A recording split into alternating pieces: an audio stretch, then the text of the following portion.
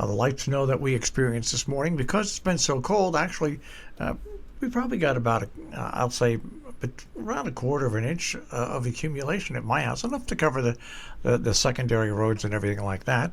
But let's bring in the guy who can give us all the details, especially on this big weekend here in our tri-state region. Here he is, Pat Pagano. Good morning, Pat.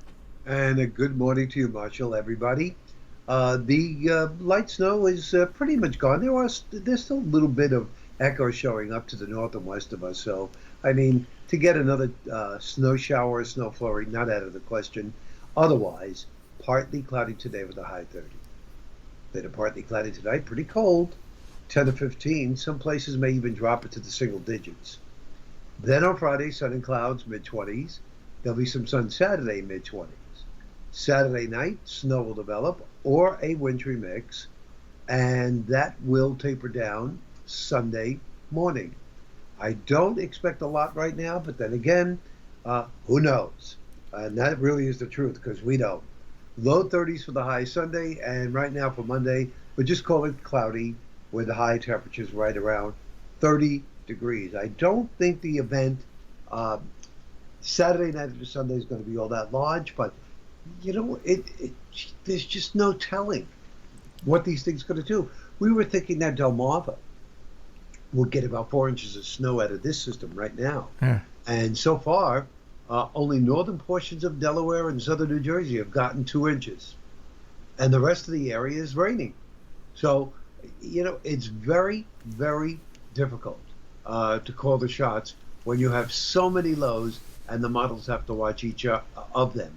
I'm just out of curiosity right now, as we speak, the new GFS, the American model, has come out. I just want to see what it says for Sunday for us. It's saying a half an inch. That's the new American model. The NAM, which is the North American model, is saying 5 inches. What's the Euro saying? The Euro is saying, isn't it amazing? One saying a half inch, the other one saying 5. The Euro is saying 3 inches with ice, additional ice. So the gamut goes from less than an inch to 5 with the possibility of some ice. Now here's the reason I'm asking this. Of course, Friday night lights, the ski jumping, the target jumping is at, say, Tree Hill. And it's free, and that's open to the public. And then on Saturday, jumping begins with the real jumper. The competition over the weekend.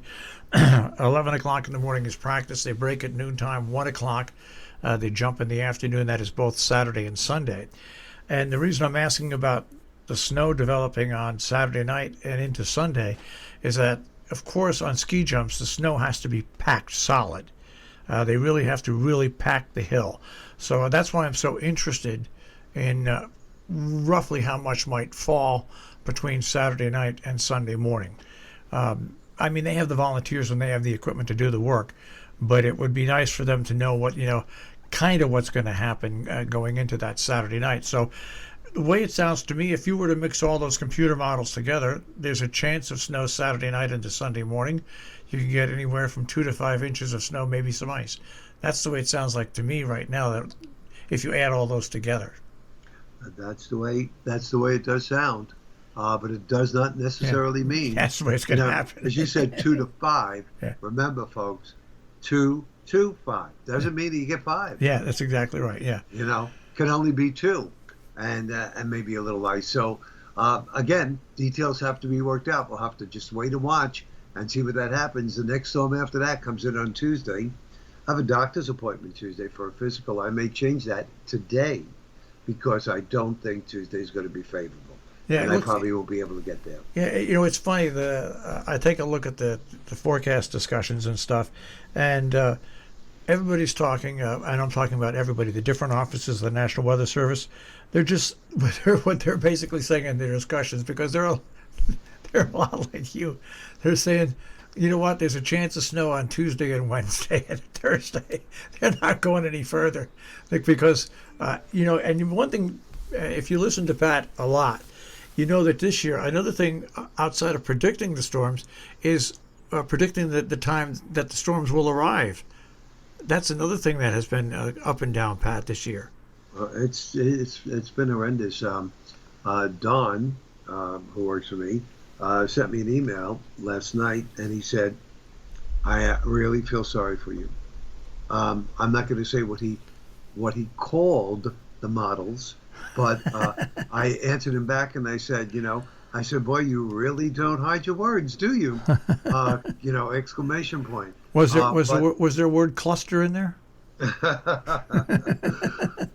And he said, "I would want to be in your shoes," because they, like Don, what he does is he's an official weather observer at the New York airports, and he goes from one airport to the other. So he observes the weather, but he doesn't have to predict it. But he is a meteorologist, and he looks at the models, and then he just shakes his head, and he says, "I just, I can't believe it." And I said, "Well, believe it, because that's the way it's been going this year. It really has been going that way, and I don't see any let up. Because next week we have the one on Tuesday, and then there's another one coming in for late week next week, Thursday and a Friday. So, in that one, if we were to look at it right now, it says, oh, well, that's going to start to snow, but it's going over to rain. Well, in my opinion, that's even worse. Because after all of the snow, then you're going to get rain on top of that, which, of course, is, making puddles. And then you're going to get a freeze after that. The next week doesn't look any prettier than this week. How about that? Well, it's my landlord, and I have the greatest landlord in the world, Reg Lamson. And when the snow gets so deep, he comes in, which has been around my house now, and he clears out completely around the house. So A, we can get access to the cellar. B, so if there's any rain or anything like that, there's room for some melt off and running. Also, the folks that deliver the gas, that the propane, they can get to the tanks, and he also clears a space where I can get a little closer down, so I don't have to get out of a car. And he does a great job. And he did it yesterday, and boy, what a difference it makes. We do have a lot of snow sitting on the ground out there. We got about 30 inches of snow still sitting on the ground out there. I agree. Here it's about 26. Yeah. And I was talking to my sister last night on Long Island. She says, "Yeah, we still have snow, on the lawns and blah blah blah, but the streets and the sidewalks are clear." I said, "Not around here." She said, "No." I said, "Do you think people are going to clear 2 feet of snow off their sidewalks?" I said, "That's not going to happen." There's a lot of long sidewalks around here. I did my path from my house to the street, so that, God forbid, a postal service or delivery service, or God forbid anybody important has to get to the house, there's no problem. They don't have to wade through 2 feet of snow. So that's all done. But other than that, it's snowbound up here, and same way with you. Yeah, and also coming into my house is a downward drop. And so, like when any UPS, the post office, and everything, we try to keep it sanded and salted with pet-friendly sand and salt, right? Because so nobody slips and falls. It's we didn't have to worry about this last winter. We certainly didn't. But and it's funny, it's really only been, and you predicted this from late January to now, when we've really been whopped with the winter stick, really. And you predicted that in your long-range forecast, saying that you thought the worst of the winter was going to come up in late January and February. Yep. And so far that really has worked out, because prior to that we had the one storm in December. Yeah. And aside from that really one big storm, it has not been that bad. But, we've been getting whopped over the head since then. So. Yeah. And yours truly is pretty tuckered out. People don't understand that especially when you own your own business, you may not be by the microphone or by the computer, but it's always on your mind, and you're always calculating what you have to do for these things.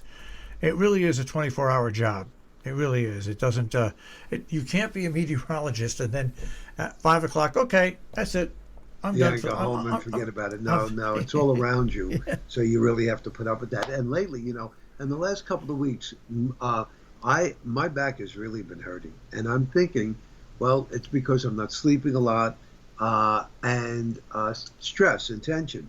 And then someone told me, they said, well, you should really think about that because backache. I didn't know this. Backache is a sign of COVID. I said, are you kidding me? I said, without any other symptoms? They said, yeah. There's so many signs of COVID. It's like everything else. It's like, I know, it's like anything any sign of the flu seems like it's a sign of COVID. But now I'm kind of wondering. I Yeah, mean, don't worry about it. Don't worry about it. There's an old thing. Remember heart attacks? If you got pain or something in your left arm. yeah, So I woke up this morning and my left arm was sore. What's the first thing that crossed my mind? I'm having a heart attack. Am I having a heart attack? And I said, no, I'm 68. My shoulders and bones are a little sore. So I slept on my shoulder the wrong way. But there's, Pat, you're fine. You don't have to worry about COVID. I think you're okay here. I think you're all right. You can read anything into anything. You really can. That's so true. That is very, very true. And we follow the and rules. and fatigue is a symptom too. Yeah. And do I have to tell you how tired I am? I know. Pat, if I went through all the different, I'd be strapped in a hospital by now. I hear you. Yeah, you can't let your mind run away. Hey, you got to follow your own rules. You don't end your life. Wear a mask, socially distance, do what you do, and if you're not feeling well, go see your doctor. It's pretty simple. And if you want to get a vaccine now, I'm eligible to get a vaccine. I have to register with the state of Connecticut. If you don't, then don't. I mean, but you can't spend your life totally worrying about all these symptoms that you might have and might get. Otherwise, you wouldn't be able to bring us the weather, and I wouldn't be able to bring my bubbling personality on the radio. Yeah, I hear you. Bubbling. It's bubbling, all right. Yeah. All right, so then let's just recap the forecast. So for today, we're just looking for partly cloudy skies with a high around 30 degrees, and about the same for tomorrow. And then, of course, Saturday night and Sunday is the next event. All right, Pat. We will check with you tomorrow and find out. We'll call this confuse the computers. Yeah, exactly. Yeah, it's Friday. You got it. All right, Pat. Take care. You too. Bye-bye. Pat Pagano this morning in the Weather Center with a check at our tri-state forecast here on Robin Hood Radio.